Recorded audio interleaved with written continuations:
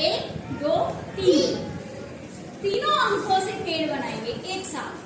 ठीक है, देखो एक से बनाए, कैसे सिखाया था, देखो ऐसे सिखाया था ना,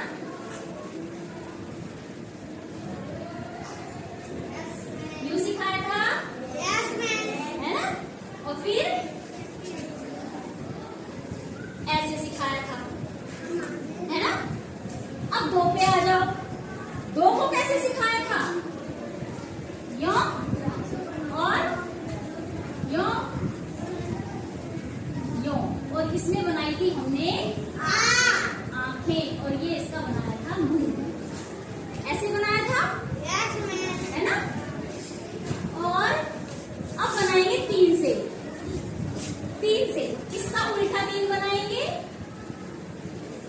और एक इन दोनों को मिलाते हुए गोला लगाएंगे, फिर बीच में ये ऐसे बनाएंगे, ये बन गया